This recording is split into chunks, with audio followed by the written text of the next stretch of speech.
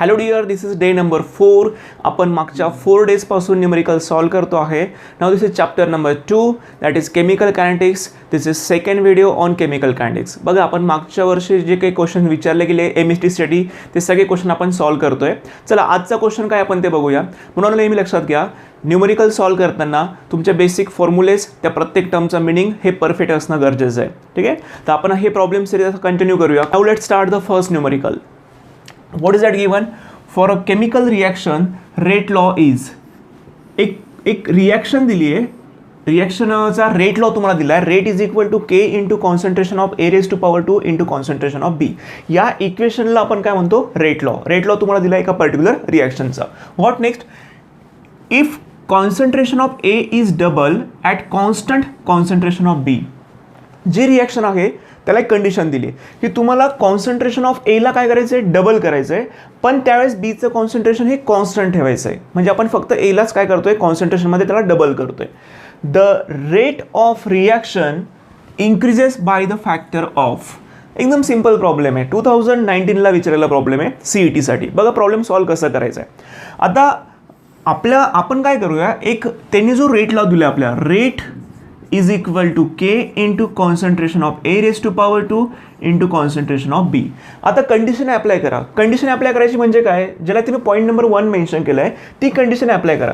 तुम्ही काय करा? कॉन्सन्ट्रेशन ऑफ एला काय करा? डबल करा आणि बीला तसंच ठेवा, अप्लाय करा. मग therefore rate is equal to काय equation? Rate is equal to K into concentration of एला डबल करा. म्हणजे मी ते लिहिताना असं लिहू शकतोय 2 इंटू कॉन्सन्ट्रेशन ऑफ ए, पूर्ण ब्रॅकेटची पॉवर किती असणार आहे? 2 असणार आहे. कारण एला काय केलं? मी डबल केलं.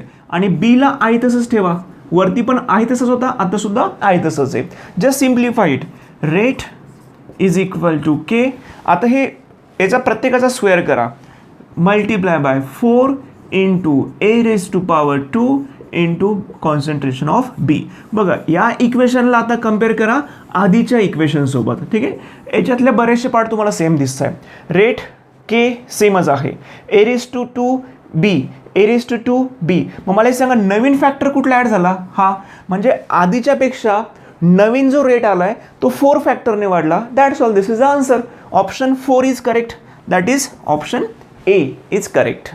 Now second numerical also asked in 2019. What they given? A gives B is the first order reaction. Reaction ची order आहे first order with rate equal to 6.6 into 10 raised to -5 molar per second. For this first order reaction, they given the rate. First of all, I am going to write rate. Rate is equal to 6.6 into 10 raised to -5 molar per second. This is given data. When concentration of A is equal to 0.6 molar, they also given the concentration of A which is equal to 0.6 molar. Rate constant of the reaction is, they asked rate constant. Rate constant ला आपण symbol कुठला use करतो? K use करतोय. ठीक आहे, बघा, जर ही first order reaction असेल तर तुम्हाला रेट लॉ या रिॲक्शनचा वापर करून तुम्हाला रेट लॉ बनवता आला पाहिजे. कसा बनवायचा आहे? कारण त्याने तुम्हाला खूप मोठी हिंट देऊन दिली आहे की it is first order reaction. मग या रिॲक्शनचा रेट लॉ कसा येईल? Rate is equal to K into concentration of A raise to power 1. की दाखवण्याची आवश्यकता नाही आहे. रेस टू पॉवर मी 1च का घेतली आहे? 2, 3, 4 का घेतली नाही? कारण त्यांनी सांगितलं की it is first order reaction. त्यामुळे रिॲक्टंटच्या कॉन्सन्ट्रेशनची पॉवर किती घ्यावी लागेल? 1. जर त्यांनी सेकंड ऑर्डर म्हटलं असतं तर इथे पॉवर मी किती घेतली असती? 2 घेतली असती. मग हे झालं स्टँडर्ड इक्वेशन की जे त्यांनी दिलेल्या इन्फॉर्मेशननुसार आपण इक्वेशन बनवलं आहे. आता आपल्याला शोधायचं काय? व्हॅल्यू ऑफ के. मग या इक्वेशनचा यूज करून तुम्ही केची व्हॅल्यू इझिली फाइंड आउट करू शकताय.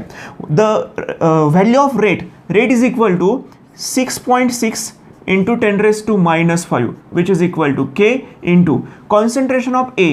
Concentration of A is 0.6. Now just shift the term and solve it. K is equal to 6.6 into 10 raised to -5 upon 0.6.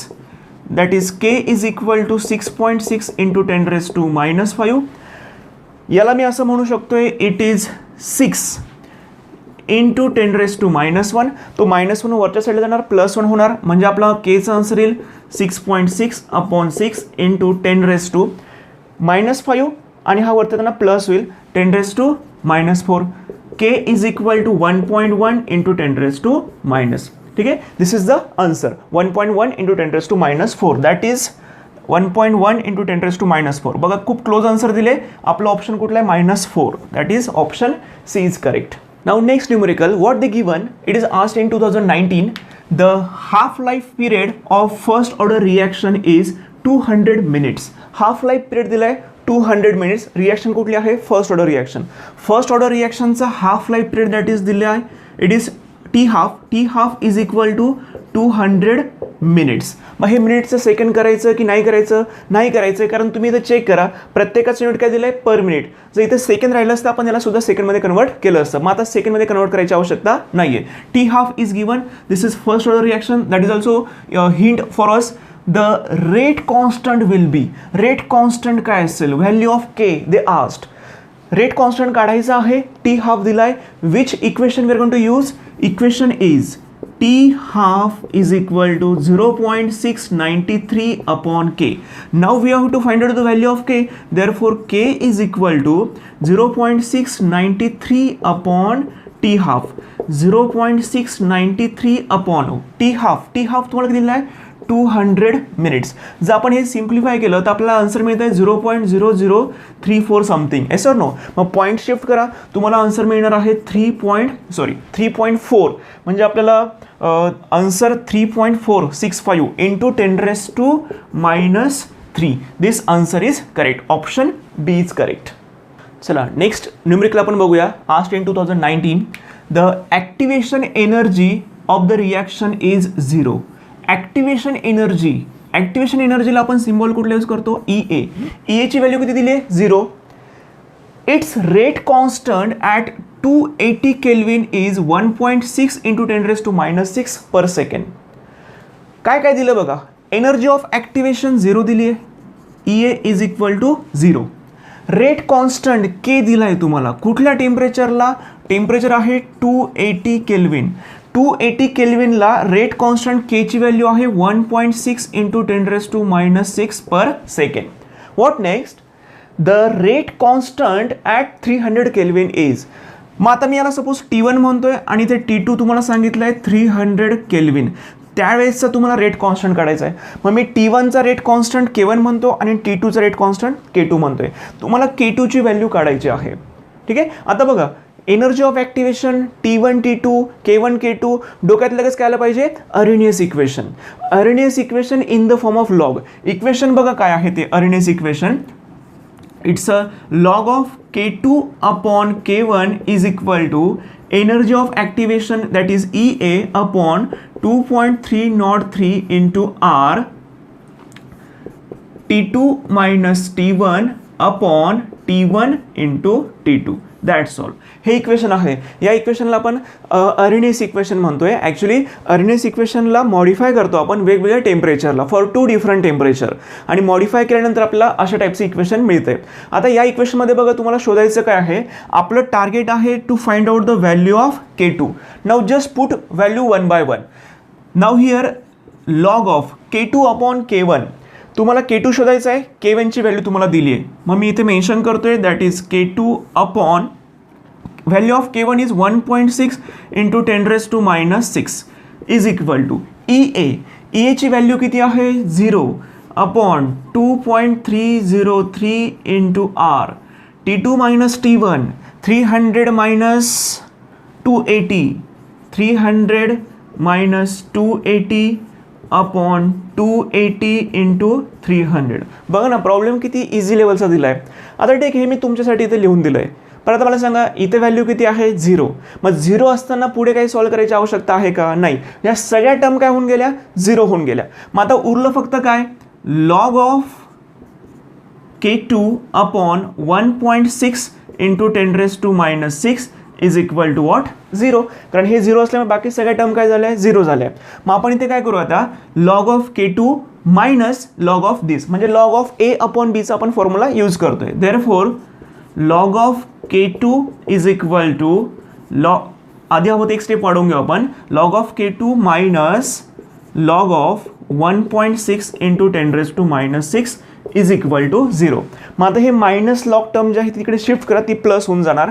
मग तुम्हाला आन्सर मिळणार log of K2 is equal to log of 1.6 into 10⁻⁻6. आता बघा दोघंही साईडला long term आहे, मग ते आपण डायरेक्टली कॅन्सल किंवा निग्लेक्ट केलं तरी चालू शकते for our understanding. Therefore K2 is equal to it is 1.6 into 10⁻⁶. This is the value of K2.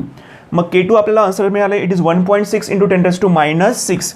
1.6 into 10⁻⁶. Option A is correct. चला नेक्स्ट क्वेश्चन विचारला आहे CET 2016. What the question is the average rate of reaction this reaction is given is written as. Simple question आहे. तुम्हाला एक reaction दिली आहे आणि त्या रिॲक्शनचं काय लिहायचं आहे, ॲव्हरेज रेट लिहायचं आहे. मग तुम्हाला 4 ऑप्शन दिले. बघा कुठल्याही रिॲक्शनचं ज्यावेळेस आपण ॲव्हरेज रेट मेन्शन करतो, समजा आपण ही रिॲक्शन घेतली आहे, या रिॲक्शनचा ॲव्हरेज रेट आपण कसा काढतो मी तुम्हाला एक्सप्लेन करतोय. It's a average rate of reaction is equal to. बघा पहिल्यापासून लक्ष द्या, रिॲक्टंटला नेहमी लक्षात ठेवा रिॲक्टंटचं कन्झम्पशन होतं, तो वापरला जातोय, त्याचं कॉन्सन्ट्रेशन काय होतं, कमी होतं. कॉन्सन्ट्रेशन जेव्हा कमी होतं तेव्हा साईन मायनस घ्यायचं असतं. आणि प्रॉडक्ट हे नेहमी फॉर्म होतं, ते फॉर्म होते म्हणजे वाढणार आहे ते, म्हणून साईन काय घ्यायचं असतं, पॉझिटिव्ह घ्यायचं असतं. ठीक आहे. मग रिॲक्टंटसाठी निगेटिव्ह साईन आणि प्रॉडक्टसाठी पॉझिटिव्ह साईन, हे तर क्लिअर झालं आहे. सेकंड पॉईंट, इथे जो कोइफिशियंट असतो ना त्यानेच त्या इक्वेशनला काय करायचं असतं, डिवाइड करायचं असतं. म्हणजे काय मी तुम्हाला एक्सप्लेन करतो. आता SO2 हा रिॲक्टंट आहे, कन्झम्पशन होते म्हणून साईन घ्यायचं आहे मायनस. इथे मी मायनस आधी लिहून घेतलंय. तुम्हाला काढायचं आहे ॲव्हरेज रेट, मग मी इथे डेल्टा सिम्बॉल यूज करणार आहे. पण मला एक सांगा SO2चा कोइफिशियंट किती आहे 2, त्याने त्याला डिवाइड करायचं असतं. म्हणजे मी लिहिताना असं लिहिणार आहे -1/2 delta change in concentration of SO2 delta SO2 upon delta T is equal to. लक्षात ठेवा ॲव्हरेज रेट काढतोय रिॲक्शनचा तर हे सगळे एकमेकांच्या इक्वल असतात. मग हे झालं फक्त पहिला रिॲक्टंट. आता हा दुसरा रिॲक्टंट आहे फक्त ऑक्सिजन. रिॲक्टंट आहे म्हणजे साईन काय असेल, मायनस साईन असेल, ते मायनस साईन देतोय. आता ऑक्सिजनला काही कुठला कोइफिशियंट नाही आहे म्हणजे मी डायरेक्टली लिहू शकतोय delta O2 upon delta T is equal to. आता आपण जातोय प्रोडक्ट साईडला. प्रोडक्टचं फॉर्मेशन होतंय, ॲपिअरन्स आहे म्हणजे साईन काय असेल, पॉझिटिव्ह. कोइफिशियंट किती आहे 2, मग मी लिहिताना लिहिणार +1/2 delta SO3 upon delta T. मग आता लक्षात घ्या average rate of reaction is equal to this is equal to this is equal to this. म्हणजे average rate of reaction is equal to 1, 2, 3 या तिघांपैकी कुठलं पण इक्वेशन चालणार आहे. मग आपण फक्त चेक करू की ही फर्स्ट, सेकंड आणि थर्ड या तिघांपैकी तुम्हाला कुठलं ऑप्शन दिलेलं आहे. ठीक आहे. Will check this. SO2 minus पाहिजे तो नाही दिला आहे. त्याच्यानंतर O2 मायनस पाहिजे येस हा दिला आहे. आणि बाकीचं SO3 पण दिला आहे पण कोइफिशियंट घेतलेला नाही आहे. त्यामुळे आपला जो ऑप्शन असणार आहे that is option B is correct. तुम्हाला परफेक्टली असंच मिळालं पाहिजे. That is option B is correct. Next MCQ asked in 2017 for CET exam. The rate constant for first order reaction is 7 into 10⁻⁴. 7 into 10⁻⁴ ही value कोणाची आहे, rate constant म्हणजे K ची value आहे. आपण गिवन डेटा मेन्शन करू K is equal to 7 into 10⁻⁴ per second. This is the value of K and it is first order reaction, that is also important. If initial concentration of reactant is 0.080 initial concentration of reactant. Suppose reactant A असेल त्याचं initial concentration तुम्हाला दिलं आहे 0.080 molar. What is the half life of reaction. Half लाईफसाठी आपण symbol use काय करतो, T half. बघा किती तुम्हाला थोडंसं कन्फ्युजन क्रिएट करण्याचा विचार केला आहे. तुम्हाला K ची व्हॅल्यू दिली आहे, तुम्हाला इनिशियल कॉन्सन्ट्रेशन ऑफ रिॲक्टंट पण दिलं आहे 0.080 मोलर आणि विचारलं काय आहे की हाफ लाईफ काय असणार, what is the half life of the reaction. आता मला एक सांगा, हे तर क्लिअर आहे की दिस इज फर्स्ट ऑर्डर रिॲक्शन. आता मला एक सांगा जर रिॲक्शन फर्स्ट ऑर्डर असेल आणि हाफ लाईफ काढायचं असेल तर इक्वेशन काय असतं, half life that is T half is equal to 0.693 upon K. हे आपलं स्टँडर्ड इक्वेशन आहे. तुम्हाला T हाफ काढायचं आहे, तुम्हाला K दिला आहे. मला सांगा K ची व्हॅल्यू माहिती आहे, वरचं कॉन्स्टंट आहे, तुम्ही इझिली काय काढू शकताय, T हाफ काढू शकताय. मग तुम्हाला या व्हॅल्यूची गरज आहे का, या व्हॅल्यूची तुम्हाला अजिबात गरज नाही आहे. असा फिजिक्सच्या बाबतीत सुद्धा बऱ्याचदा होतं की तुम्हाला गरजेपेक्षा जास्त व्हॅल्यूज दिलेल्या असतात.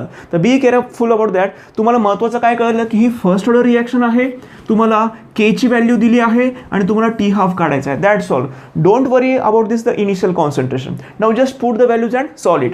Therefore T half is equal to 0.693 upon k. Value of k is 7 into 10 raised to minus 4. ठीक आहे. Once we solve this, हा प्रॉब्लेम मी सॉल्व केला होता. The answer is 990 second. तुम्ही हे सॉल्व करू शकता. तुमचं आन्सर येणार 990 second. That is option A is correct.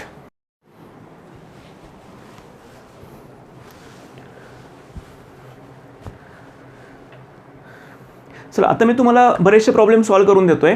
आता याच्या पुढचं जे चॅप्टर असणार आपल्या नेक्स्ट व्हिडिओमध्ये ते असणार आहे केमिकल थर्मोडायनेमिक्समध्ये.